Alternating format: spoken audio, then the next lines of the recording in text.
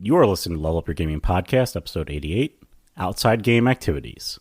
We discuss how these activities often give benefits that can imbalance a game. We also discuss why these activities should be avoided and the effects they can have on your game as a whole.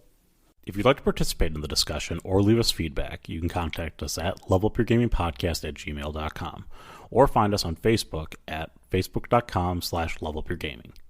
If you like the content and want to hear more of the show, subscribing will ensure you don't miss an episode. New episodes come out almost every Wednesday. Also, please review, tell a friend about the podcast, or share with your gaming group. Now sit back and enjoy the episode. Welcome to the Level Up Your Gaming Podcast. My name is Aaron, and joining me in person, he won't bloat your downtime with crap, Jared. He won't bloat your downtime with crap? The hell's that supposed to mean? Okay, Jared, listen, I've been writing the shtick for almost 2 years now. It's tough, all right? Some days are easier than others. You know what? It's okay. You can just be like, and with me in person is Jared. With me in person is Jared. No, it's okay. No. I release you from the shtick. No, I got to keep doing the shtick. That's why people tune in, Jared. Okay, so we have a little bit of a contest, all right? So if you think Aaron is at all distracted during this podcast, please let us know at levelupyourgamingpodcast@gmail.com or facebook.com/levelupyourgaming. Because I have said that he is not allowed to hold on to a cute kitten during podcasting because he gets distracted. I am not going to get distracted. He is totes going to get distracted. I'm not going to get distracted. No one can ignore the adorableness of my kittens. So they have hypnotically cute eyes. They do, and they want to do taxes sometimes. Yeah, that's my serious baby. That's my baby who, she's like, literally, if anyone ever like saw my cat, they'd be like, wow, that cat is super serious. And she's like, I will do taxes while you rub my belly. Because she's super snuggly. Literally snuggles with my wife every night. Like, she's like, this is how we sleep. And none of the cats sleep on me because I will roll over and crush them. And I'm super scared of that. So. So, what is our topic for today? So today we are going to talk about something that we did in the You Probably Shouldn't Do That episode, which is outside of game activities. Okay. So I take it you're not talking about like getting together and going bowling. Yeah, no. This falls into the category of one, doing homework, downtime stuff, a side session, stuff like that. Yes, I'm extraordinarily aware of this. So I want to start off by saying I have a full-time job.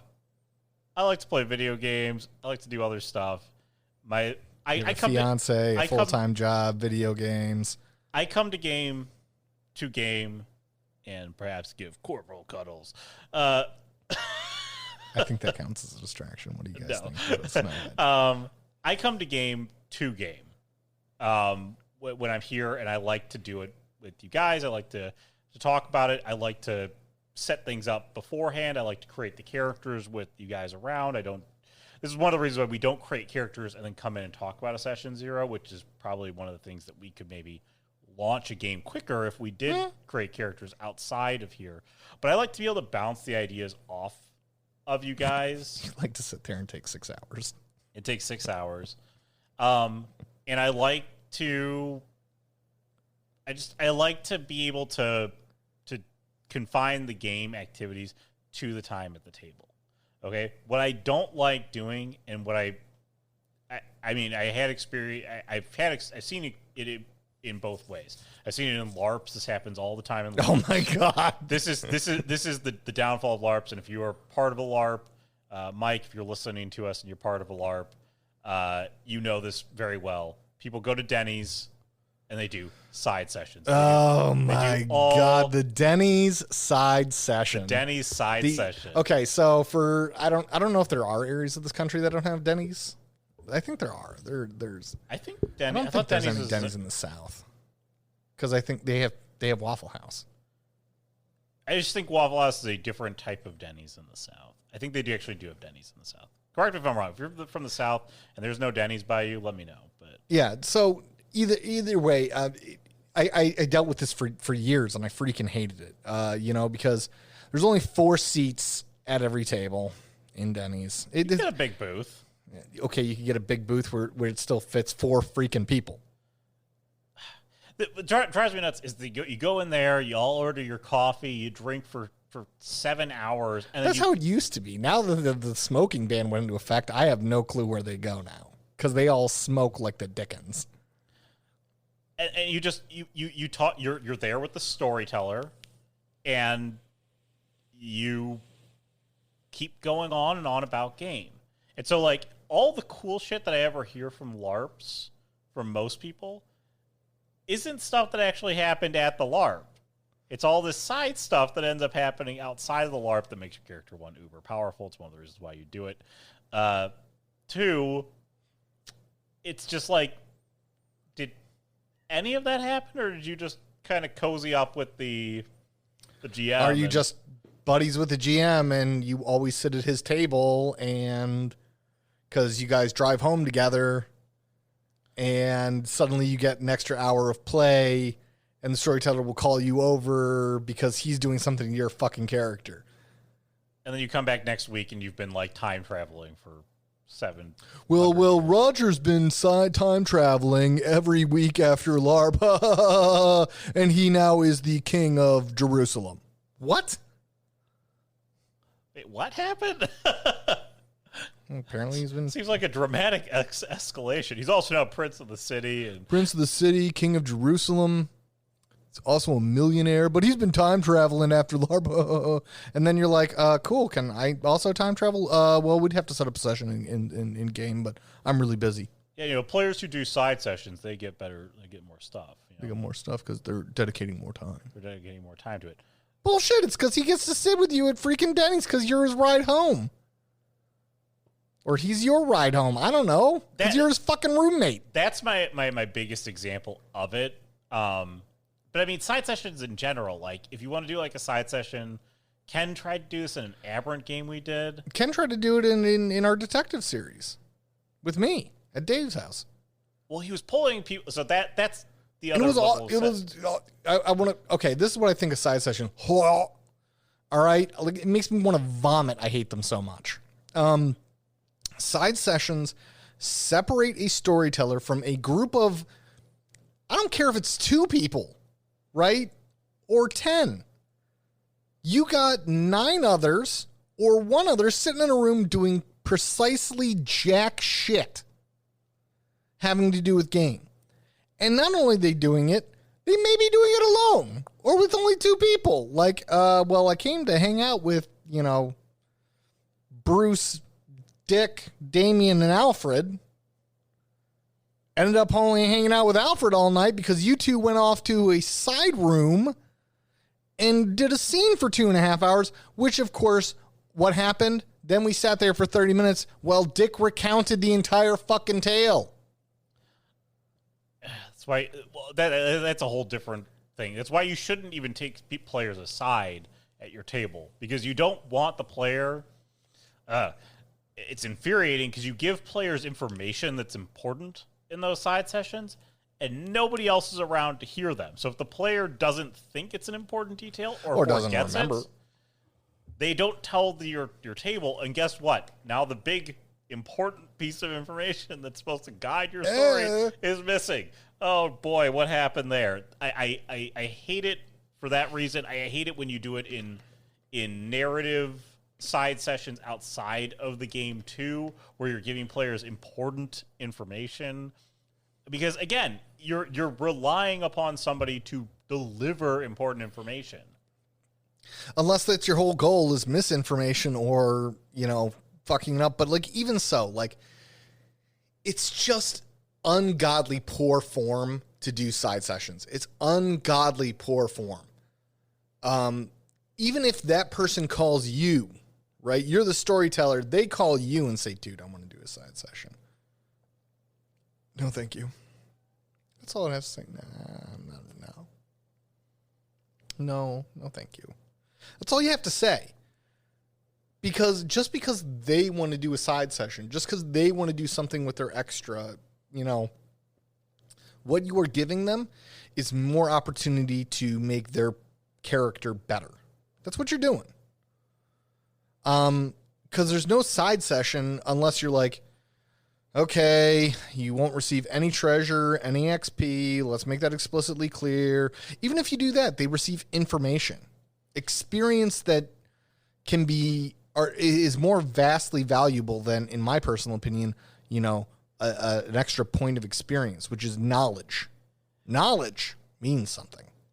One of the most dangerous things about doing side sessions is that you as a GM, okay, just like parents have children they probably like better than other children. Of course they do. They have their own favorite children. They never tell their children who the favorite children are. And they sure as hell try to hide it as much as they can. And if you start doing side sessions with a player that you really like, because that player is really good at doing the social stuff, and you like social game, you want to do that with them, or they're your fucking roommate, or they're your roommate, or they're your girlfriend, or boyfriend. This player is playing a character that you really like. You love the concept. It's like you have story driven around it. The problem is that you become more invested in the side story that you are now telling for that player than you are in your actual story. Okay? And you're telling all the rest of your players, I like his character more. That's what you're telling your other players. Either the person or the character or whatever. It's something. You were telling them he gets preferential treatment. Yes. Now, if you're like, I do it equally amongst all my players, well, guess what? All your players are equally freaking sitting around going, what the fuck? Even if you say you do it equally amongst all your players, there are players who are more engaged with it, who you will, again, because if you are interested in side sessions, okay, and you're interested in doing them, there are going to be one or more players at your table who probably like doing extra stuff. They would like it if you didn't game 4 hours a week. They would like it if you gamed 6 hours a week. Okay? And so they are willing to put more time forth to be able to do stuff with you. And you love that. Okay? Because you probably want to do game longer each week too. I mean, yeah. And so have a job, I'd do it full time. The reality is that you can't, but that player is gifting you the ability to do it now. And so even if you say, I'm going to give everybody 2 hours to work on it, other people may not have the time to work on it. Yeah, if I mean, like, let's say Aaron was going to do it equitably amongst Brian and I. Brian is a college professor who's currently on summer break, let's say, for example, because I don't think he's back in school right now. Something like that. Yeah. My ass works like 70 fucking hours a week. My ass does not have time to do that. I just don't. I don't even take a lunch break. I mean, you've got other things going on. You got a life at home. You've got a wife. You got a wife. You got all this other stuff. It's just like you get to prioritize where you put that time. You prioritize it for 4 hours every week with us, which is great. I love it because it's something we've done for forever. But if I said, okay, now we're going to do an extra hour side sessions every week, I'd murder you. You'd be pissed, but maybe Brian's all about it. And like, great, now I'm getting more time to game. So I know Jared's going to, throw it in, throw in the towel. I'm good. Whatever happens. Because I might be on a plane. But Brian might be like, oh man, I love this. Oh man, I want to do more stuff with this. Like now I have treated both of my characters, even though I've given them both the opportunity for equal time. One of them is now unequal. One of them is getting more stuff, and because he's available, I'm willing to give him more stuff. Yeah. Just because he is there by proxy available. Like it just drives me nuts. And then the other thing too is that like I'm on the other side of it. I hate doing extra stuff outside a game. I despise doing extra stuff outside a game. It's hard enough for me to do maintenance for the game I'm running in game. Okay, like so I'm like, man, I could do maintenance, or I could play. I could watch this TV show, or I could do this, or I could hang out with my fiance, or I could like all this other stuff. And it's like I have to do the maintenance because I want to be good to my players. Yep. That's the shitty part about maintenance. But in a side session or like in downtime activity, it's like, I don't have to do this because it doesn't get me enough. We should just be doing this in game. Yeah. Okay. And like, I'm already, it's enough for me to even see it when I play the 2 games, because one of the games I like a lot better than the other game. Okay. So like, I'm even less invested in doing the extra crap that I'm supposed to do for that game. Doesn't he have you email stuff in? He had us email stuff in. We've since changed games. I hated that system of stuff because it's like, dude, I don't give a crap about this down. Like most of it, unless you were gonna do story based downtime stuff, like it was just like I could just tell you the action at the beginning of the game. We could roll dice and you could tell me what's up. Yep. Like that's 90% of the downtime activity was, and every time I tried to do something else, I just like. It just wasn't worth it. And he's always like, get me the downtime stuff by Saturday at noon. And I'm like, it's like Tuesday, like night. I'm like, I got a game tomorrow night. Like, I haven't done anything for downtime. And I'm like, I better send this email. And I can wait till tomorrow. Yeah. Demanding out of, so that brings up another form of it is the out of game homework, right? Sometimes storytellers, if you're one of them, who demand out of game homework, the thing is that most of us, everyone, I'm not saying most of us, I'm saying everyone has things outside of their life, outside of game, away from the table. They do. Mom, dad, brother, sister, unless they are an orphan with no friends, okay, who somehow magically is bathed in money, so kind of like Bruce Wayne, but not doing things. They have shit going on in their lives. They do. I mean, hell, if one of my cats gets sick, that's something going on in my life. If anything happens in your life, it's something going on in your life. Exactly. It's and the thing is by adding homework to that, what does that add to your game? Does it add some element that makes your game ultimately better, makes your players enjoy it more? I mean, literally, you got to look at it. And is it all of your players? Okay? Because if it's one of them doesn't like it, right? There is no there's no grade they're getting. There's no certificate that they will receive at the end of the course. There's no one giving them $50 for every A, which my parents never did, but damn those ones that did it. I mean, the homework side of this is really tough because like it needs to be something that's purely optional. That it would have to be, if you're going to do any of it, it has to be player driven. Like if your player approaches you and says, "Listen, I love that session. I love the intrigue with the Merchants Guild. Do you mind if I write up a little blurb about it?" Here's a perfect example. I one time did a homework thing, right? So Aaron had designed the story that was around this auction, okay? And all these people would come in, and Aaron made a point about their jewelry, okay? The type of stone, and like whether or not it was a ring, on a cane, or on a necklace, okay? And like which side of their body. He has a onyx blue ring on his left hand. It was part of everyone's description. I, of course, thinking because, Aaron and I grew up on Resident Evil, this is very important because the blue onyx has to go in the eye of... And then you have to drag the lion statue around. I got to put that in while he's staring at the other lion. I made a whole fucking spreadsheet tracking everything. Why?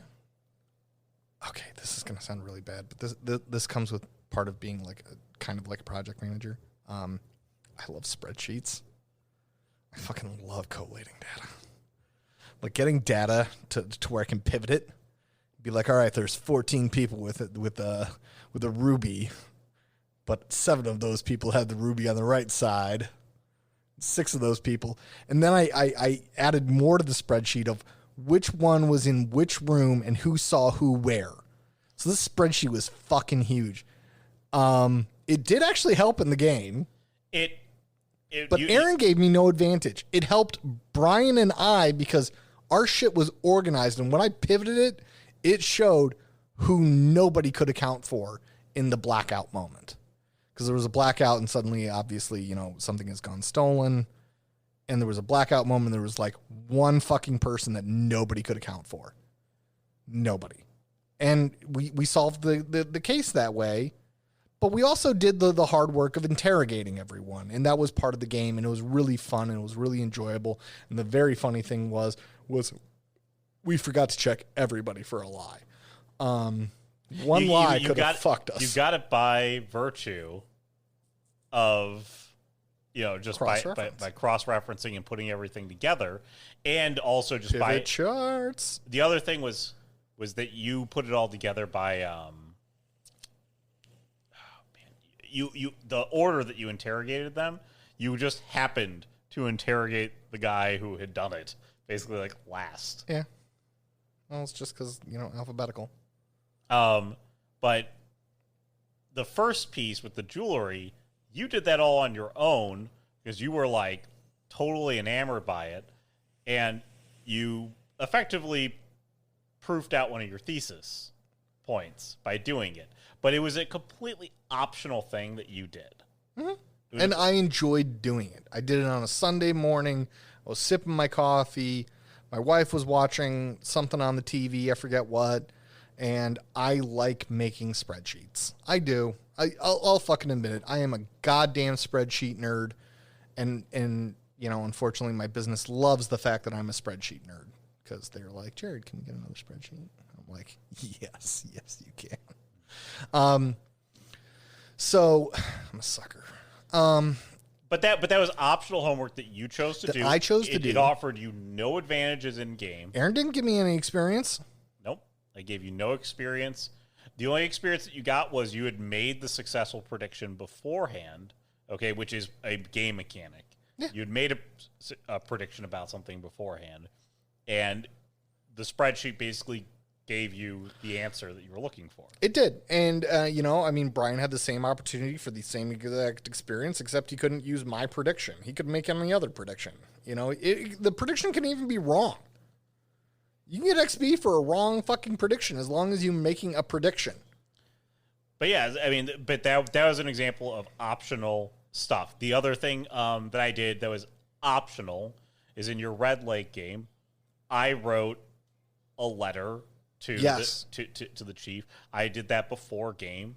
I took a little bit of my own time. I wrote it, and I dictated it before the end of the game.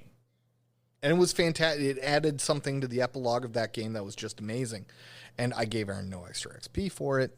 It just made the conclusion better. It made the whole experience better. Now, if you are demanding it of your players, you are demanding this activity, okay?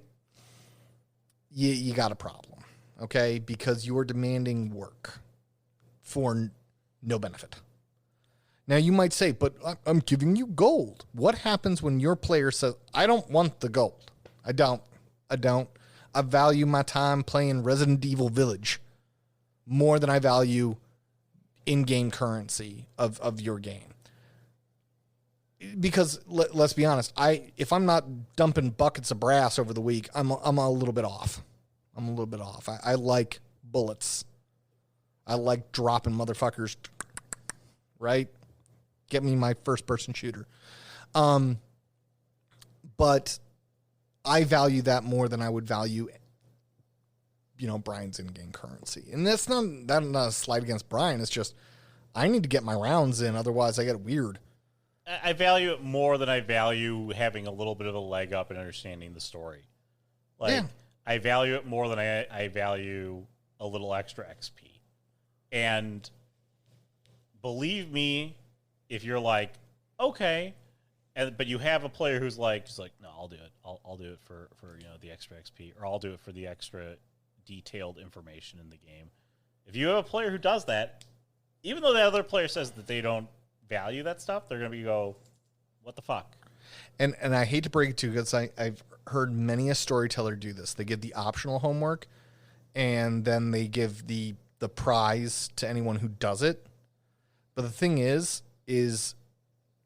again, you don't know the situation that's going on from home. You don't have any idea what that could possibly be going on, right?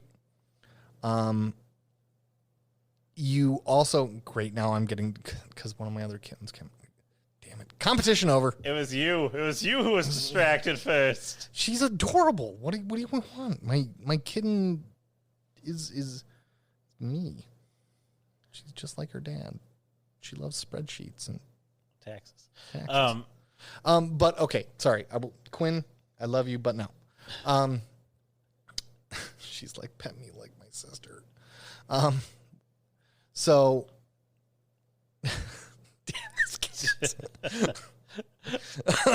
Come on, Jared. Oh, Shut man, up. it's just so easy. Shut up.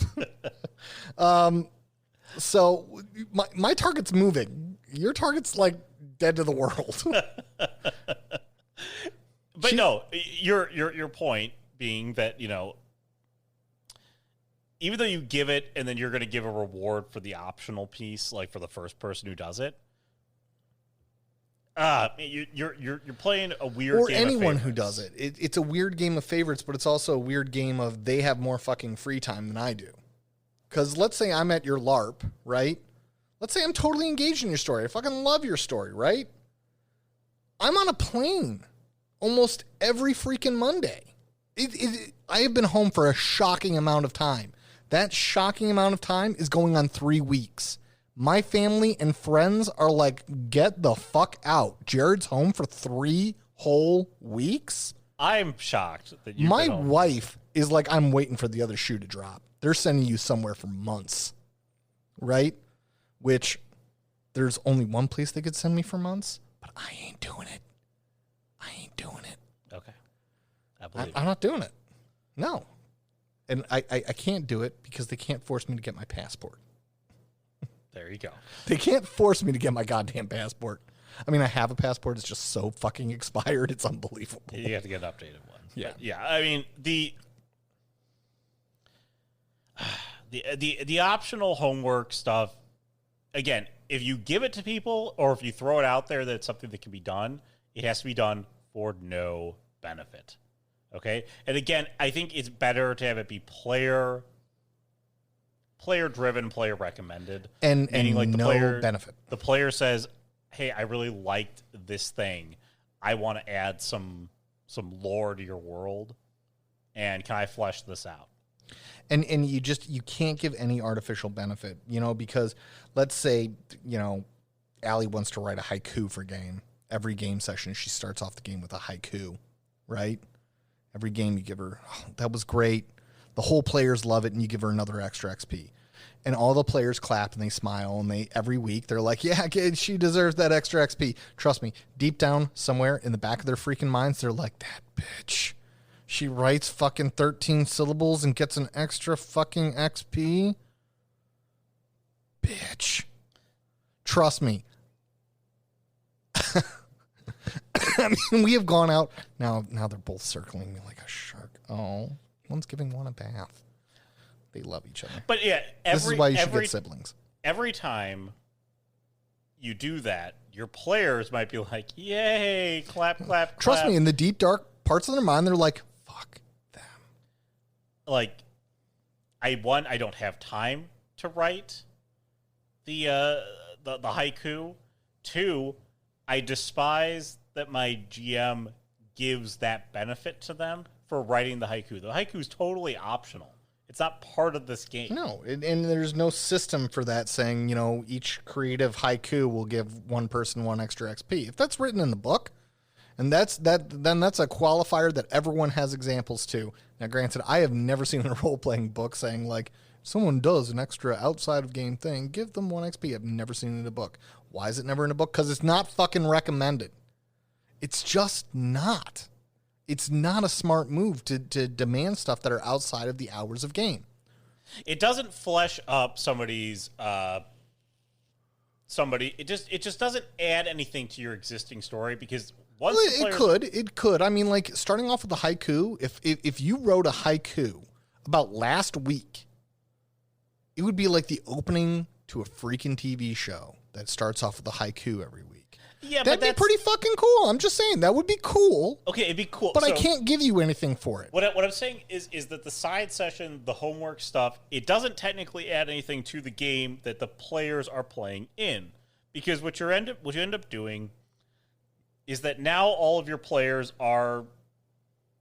You also don't want people to half-ass this sort of stuff either. I mean, all of your players are.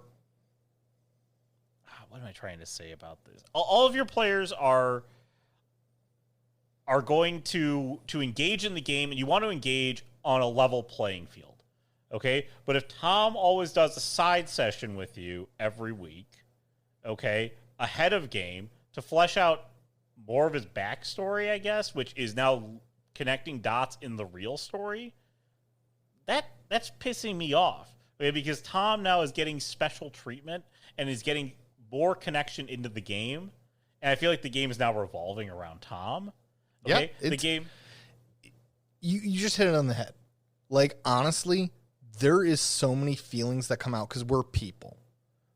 Okay, people. You always got to remember as a storyteller. All right, and I used to tell my students this all the time.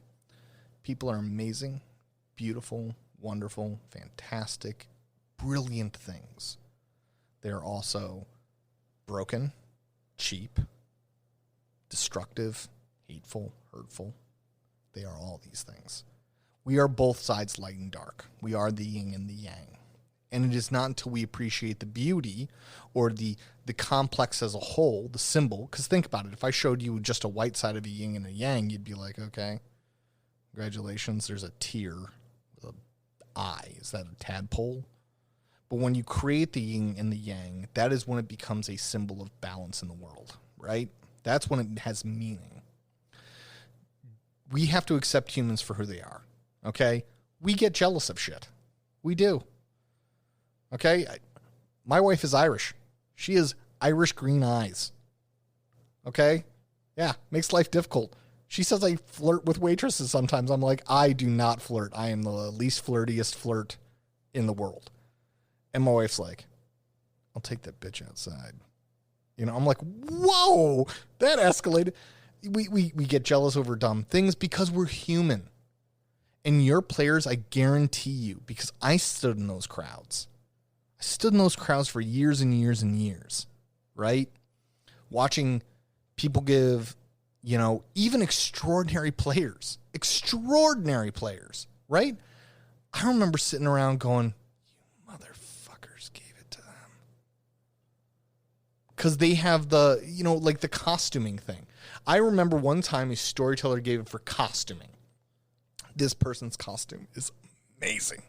Amazing. That motherfucker probably spent $500. I was 18 and broke. I barely made enough money to keep gas in my truck. You know?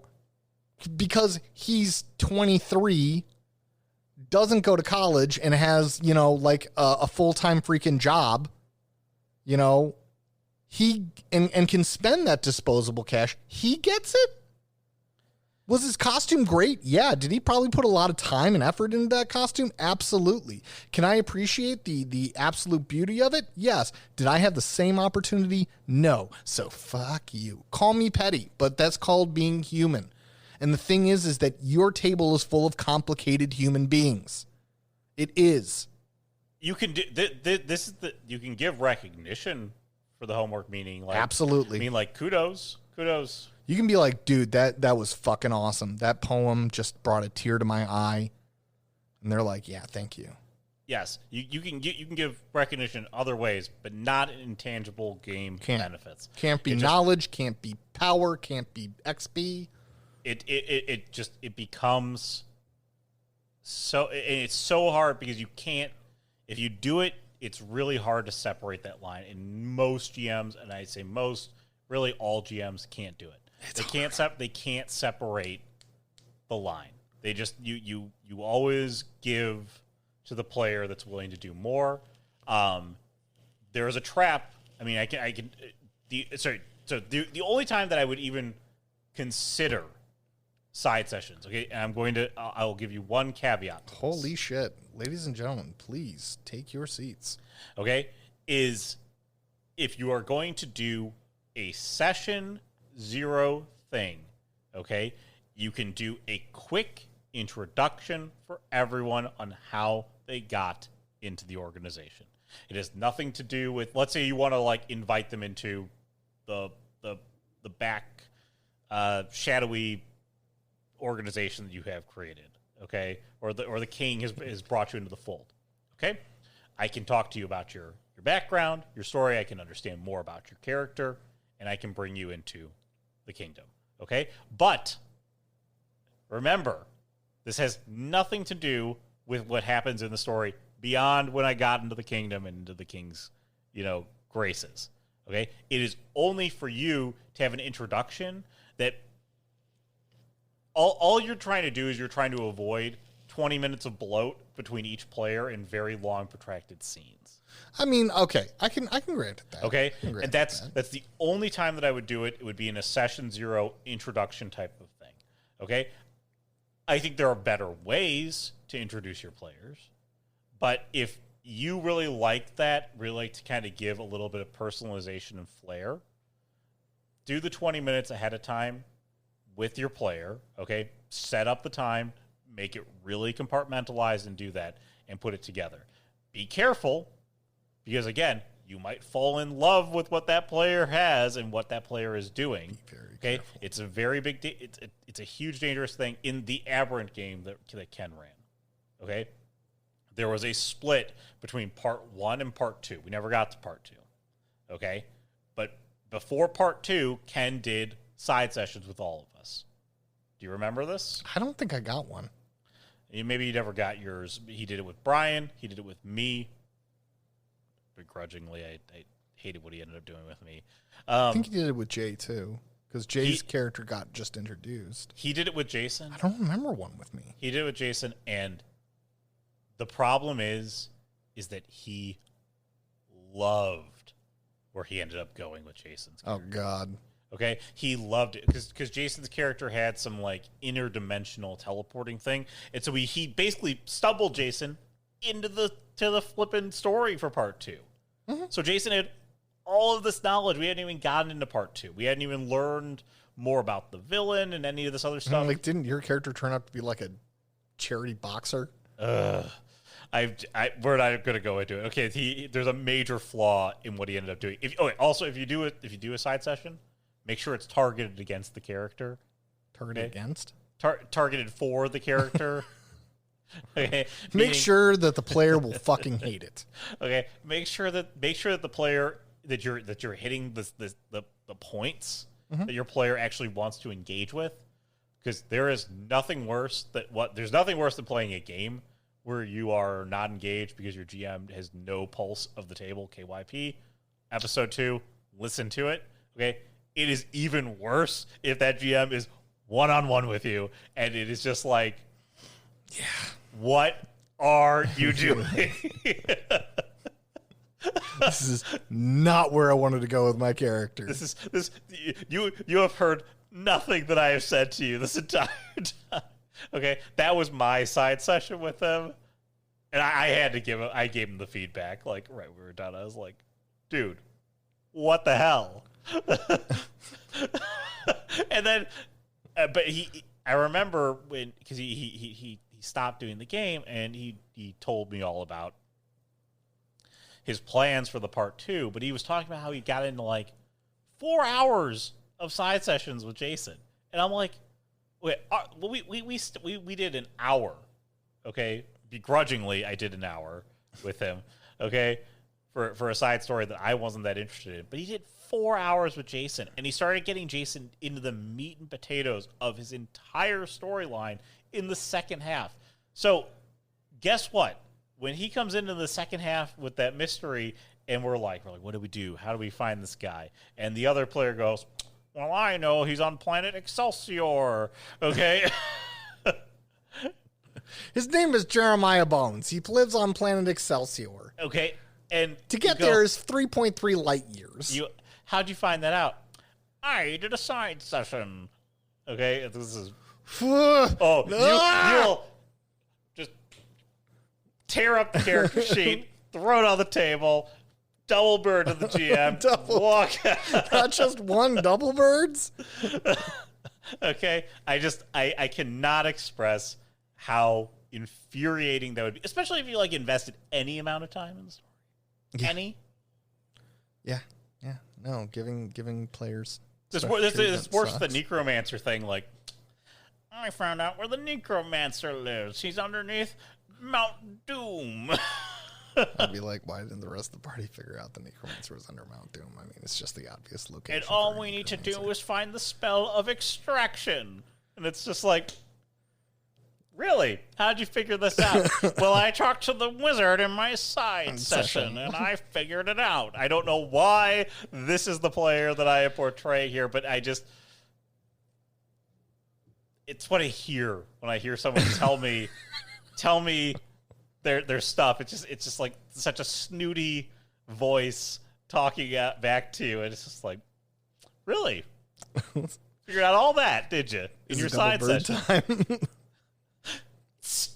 Double bird, walk out. So we know where Aaron stands on that. But you know, the whole thing is when you come down to the brass point is out of game activities, out of game. You may give equal opportunity, but not everyone has equal opportunity to rise to the challenge. And that's what I want to caution everyone against life is already complicated. You know, gaming is supposed to be about having fun and letting go of those complications for a few hours and just enjoying the game. And when you bring that in, trust me, there's a whole mix that you just don't want in your story that's going to muddy the waters and just hurt. That's all it's going to do. Well said, Jared. Well said. I'm going to consider that the end. You good with that? I'm good. All right. All right. If you disagree with us, because I'm sure that there's going to be some GMs that really do disagree with this. Okay. Disagree with us all you want. I'm okay with that. Maybe you've got a better way to handle this stuff. Maybe you've seen different ways to handle it. Let us know your thoughts. levelupyourgamingpodcast@gmail.com, facebook.com/levelupyourgaming. Again, it's kind of a contentious subject. That's sort of why I put it out there. I want to be able to hear some feedback. Let's get a little dialogue going. We'll approach it with openness and honesty. We'll have a good old brouhaha. My wife a little bit too much. Some honesty. You can also reach us on YouTube because we are on YouTube. So give that like button the double bird. And then please click on it. Then please click on it. And go ahead and recommend this podcast to your friends. Maybe you've got a LARP GM that just does this and you need him to hear from us. Hey, episode 83. Really good. What episode number is this? 88, I think. Episode 88 is just really fucking good. Just listen to it. It's really good, man. The points they're on point. Go ahead and spread it. Word of mouth. It's a great way to spread the podcast, or review us on your favorite podcast site. That will also help us be more searchable and findable and all that other good stuff. But anyways, that's going to wrap us up for the week. So for Jared, I'm Aaron. Have a great week, everyone. Have a great week, everyone.